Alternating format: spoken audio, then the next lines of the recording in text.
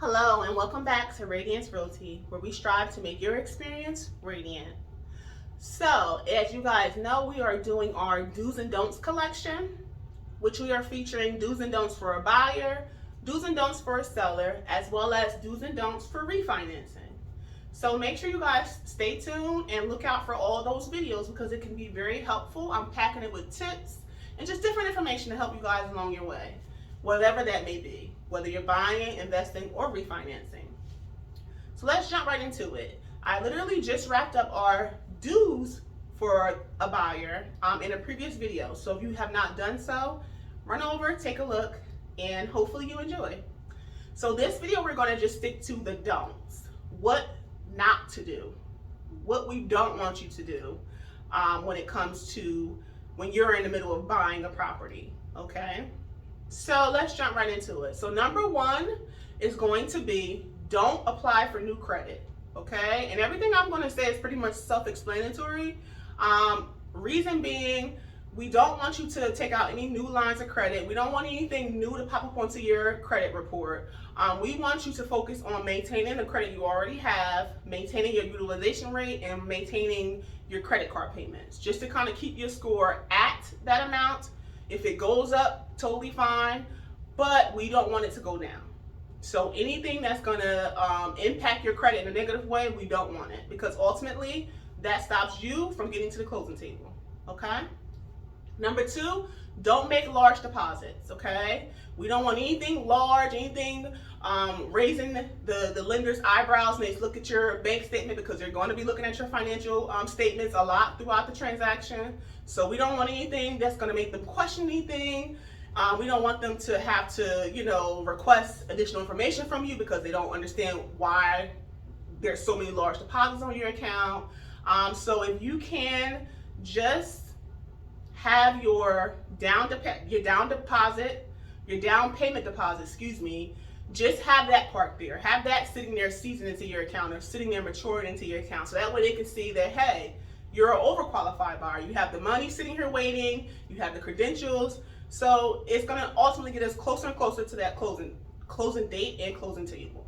Okay? So just refrain from making any large deposits into your bank account. And just, if you can, you have your down deposit ready, put that money into the account, leave it there until it's time, and there you go, okay? Next one will be don't charge. So don't make large charges on your credit card. The credit cards you currently have, refrain from making large payments. If you want to just go get some gas, little payments here and there, something you can definitely pay on time or before time, because we don't want your credit to move at all, okay? I can't stress this enough, because situation has happened where people make large deposits or large payments, and then next thing you know, your credit is totally different than what it was when we started, and ultimately that's going to affect the process of the bank, because they're not going to want to give you money if you're not doing your part in making sure that your payments are on time, and that you're keeping your utilization rate under the amount, okay? They don't want high credit usage. Next one is going to be don't buy a new car, which goes back into large payments, large transactions. Typically when you buy a car, you're financing a car, which means they're going to run your credit. It's going to affect your credit. We don't know if it's going to drop it. We don't know what's going to happen. So to alleviate all risk of your credit score dropping and you not being qualified to obtain a loan, just don't make any large payments, okay? Next will be do not spend your down deposit, okay? Do not spend it. It's very important that's there for a reason. In some cases, some lenders may actually, give you money towards your down payment and or closing costs, but not every lender do that, okay? That's a responsibility of the buyer. So just make sure you are holding on to that money, you're saving, and you're not touching it, spending it, because ultimately when we go to that closing table, those funds have to go with you, okay? Next one will be don't buy furniture. Again, when you buy furniture, you're doing it through credit, So we don't want anything affecting our credit, okay? That's the gist of a lot of our don'ts, is don't do anything that's going to affect your credit in a negative way or impact your credit in a negative light, okay?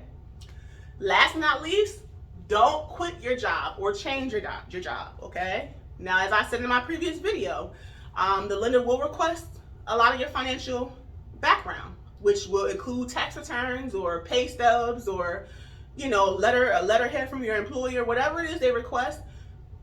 Those are the numbers that they're going to use to dictate if you can afford a loan, okay? So we don't want to give them a pay stub at $70,000 and then a month into the transaction or a month into this process, you change your job and you're making significantly less, okay? Because now you're not gonna, you know, it's gonna be two different loan amounts here. So if you can, stay put.